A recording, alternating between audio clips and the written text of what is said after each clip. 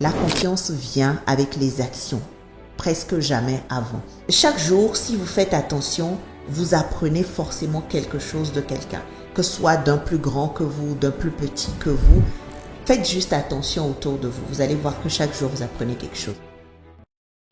Bienvenue sur Mototo, le podcast qui donne la parole à celles et ceux qui osent, inspirent et transforment. Ici, nous parlons de la vie, des défis, de déclics et de transformations personnelles. Alors, prenez une grande inspiration, installez-vous bien. Mototo commence maintenant.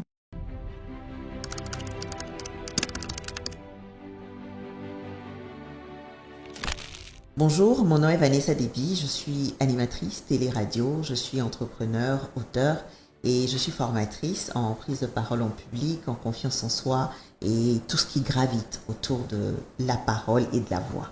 Je suis aujourd'hui dans les métiers de la voix et de la parole parce que la voix d'abord, ma voix à moi, a commencé par être un chemin de guérison personnelle pour moi. J'ai très longtemps été une personne introvertie, une personne presque silencieuse.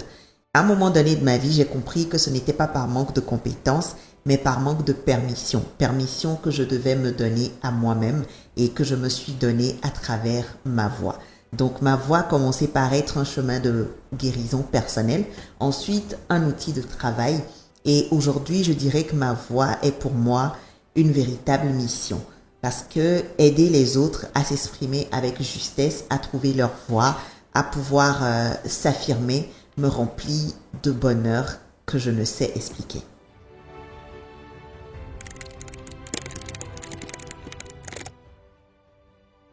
Au départ, je travaillais juste avec ma voix. Mais en réalité, c'est entre 2022 et 2023 quand une consoeur et amie, Elisabeth Apampa, avait eu suffisamment confiance en moi pour m'inviter, pour commencer par m'inviter sur ces événements en tant que formatrice. C'est à partir de là que j'ai compris, en ayant les retours des personnes qu'on formait, que ce soit juste à la fin des formations, quelques jours ou quelques mois après. Je rencontrais même des gens après que je ne reconnaissais pas du tout, quelques semaines, quelques mois après, et qui me disaient ce que vous avez dit à la formation la dernière fois m'a marqué.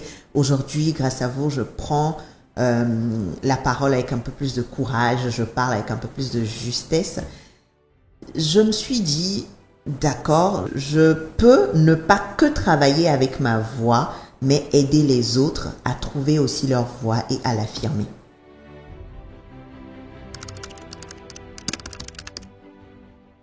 Trouver sa voix, pour moi, ce n'est pas parler plus fort, ce n'est pas parler beaucoup plus qu'on en a l'habitude, c'est plutôt parler avec justesse, c'est dire l'essentiel, c'est pouvoir dire ce que l'on pense, pouvoir dire ses vérités sans pour autant chercher à dominer les autres. C'est avoir confiance en soi au point où ce que l'on pense, ce qu'on dit et ce qu'on fait soit vraiment aligné. C'est ça pour moi, trouver sa voie.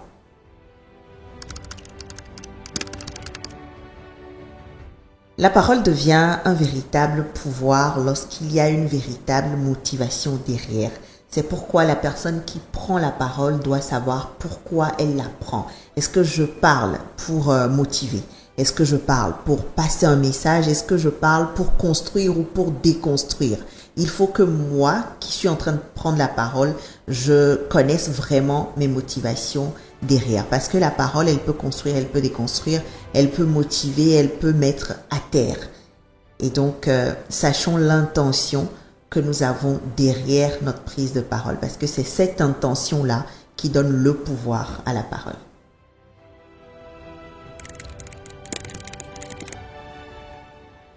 La prise de parole doit être motivée par de véritables valeurs et à partir de là, elle sera un véritable levier de transformation positive et non négative.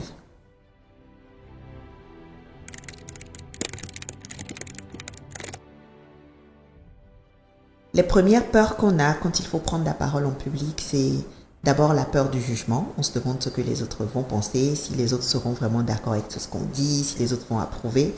Ensuite, on a peur de ne pas être légitime. Et généralement, je précise que la peur de ne pas être légitime ne veut pas dire qu'on ne l'est pas vraiment. Et j'aime souvent à dire dans mes formations que ce sont les personnes les plus compétentes qui ont le plus ce genre, qui souffrent le plus de ce genre de peur. Donc si vous avez peur de ne pas être légitime, cela ne veut en aucun cas dire que vous ne l'êtes pas. Cette peur ne vous définit pas. Donc on a peur du jugement des autres, on a peur de ne pas être légitime et on a peur de commettre des erreurs aussi. Peut-être dire un le à la place d'un la ou aller être hors sujet carrément quand on prend la parole autour d'un thème donné. On a essentiellement ces trois peurs-là en matière de prise de parole en public. Pour surmonter ces peurs, il faut commencer par comprendre une chose essentielle, c'est que la confiance vient avec l'action. La confiance ne vient presque jamais avant. Donc, osez prendre la parole, même quand vous tremblez, osez prendre la parole, posez le premier pas. C'est à partir de là que vous allez commencer par construire votre confiance en vous. Et acceptez aussi l'imperfection. Aucune œuvre humaine n'est parfaite. Nous ne sommes pas parfaits. Nous ne pouvons jamais l'être. On peut viser la perfection. On en a le droit. Cela nous permet d'être toujours bons dans ce que nous faisons. Mais acceptons qu'il peut y avoir des imperfections. On peut très bien maîtriser la langue dans laquelle on prend la parole, mais aller commettre de petites erreurs. Ce n'est pas encore la fin du monde. Faire des erreurs ne veut pas dire que vous ne connaissez pas. Il suffit de savoir comment rebondir là-dessus, corriger et puis évoluer.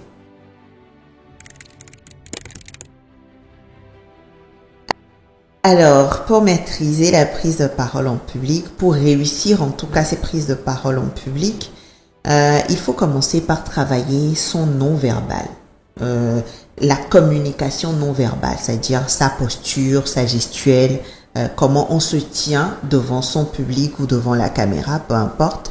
Après avoir travaillé le non-verbal, je n'ai pas cité tous les éléments, il faut travailler sa communication verbale maintenant, ce que nous appelons la communication orale.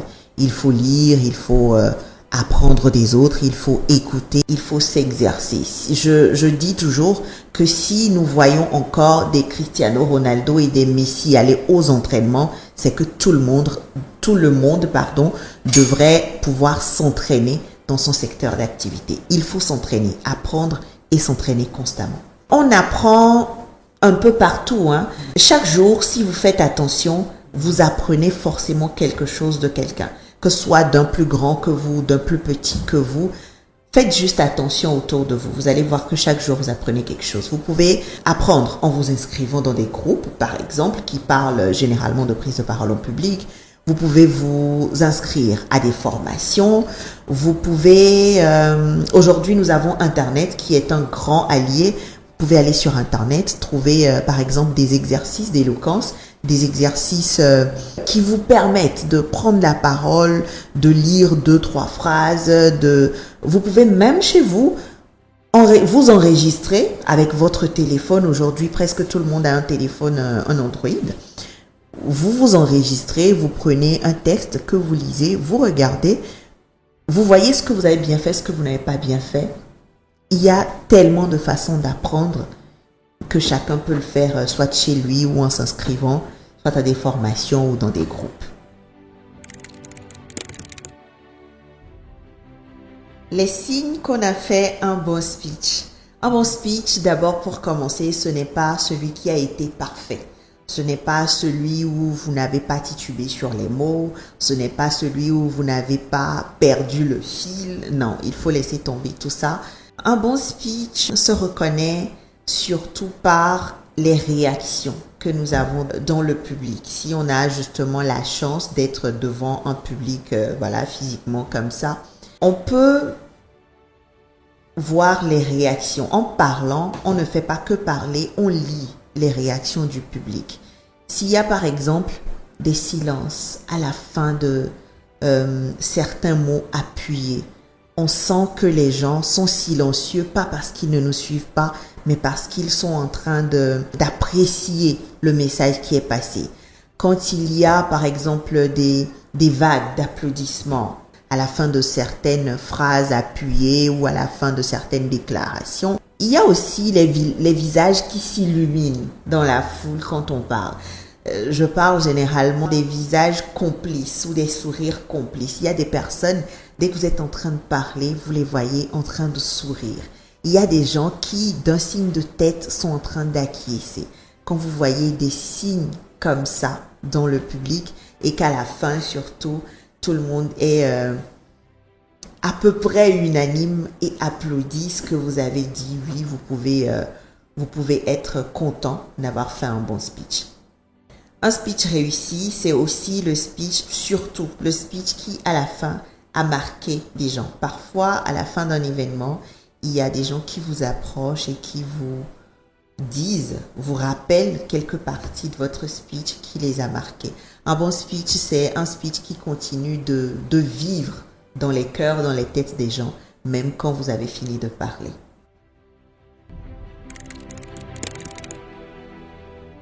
Comment j'aide mes clients à préparer de bons speeches? C'est tout un processus. Je vais essayer de résumer un tout petit peu. Déjà, il faut trouver une bonne accroche parce que quand vous vous présentez devant les gens, il n'y a pas que le non-verbal qui joue.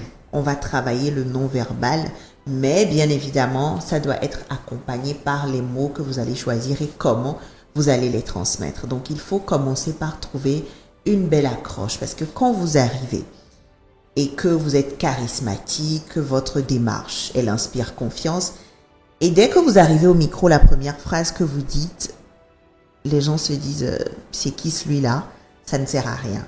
Donc, il faut trouver une belle accroche. La première phrase que vous allez dire doit pouvoir accrocher les gens, connecter les gens à vous. Les gens doivent avoir envie de vous suivre jusqu'à la fin. Ensuite, quand vous rentrez dans le vif du sujet, il faut pouvoir très vite aller à l'essentiel. Il ne faut pas tourner autour du pot parce que l'esprit humain est très facile à perdre. Pendant un speech, les gens peuvent se déconnecter tout de suite. Donc, il faut aller à l'essentiel.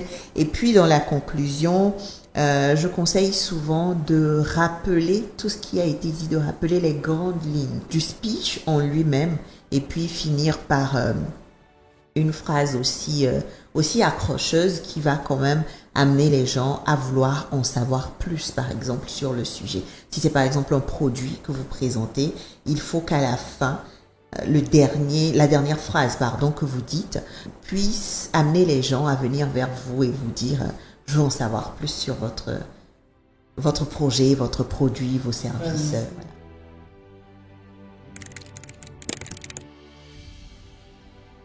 D'accord. Je produis et commercialise des produits capillaires, des produits 100% naturels pour la pousse et l'entretien des cheveux.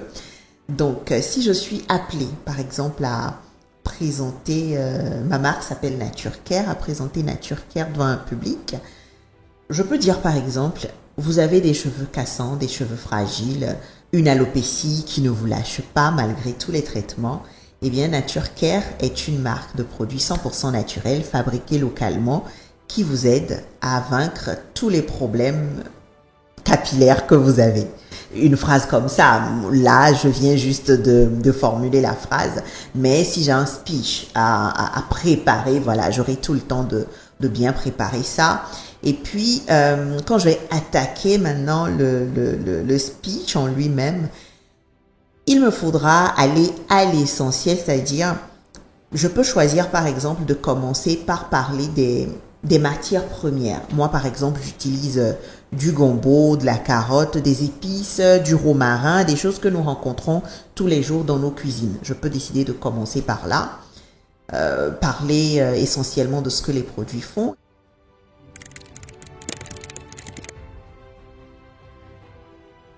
Si j'ai un conseil à donner à quelqu'un, que ce soit en matière de prise de parole en public ou dans la vie même en général, je dirais, n'attends pas d'être prêt pour prendre la parole, n'attends pas d'être prêt pour poser le premier pas, n'attends pas d'être prêt pour commencer ce que tu veux faire dans la vie.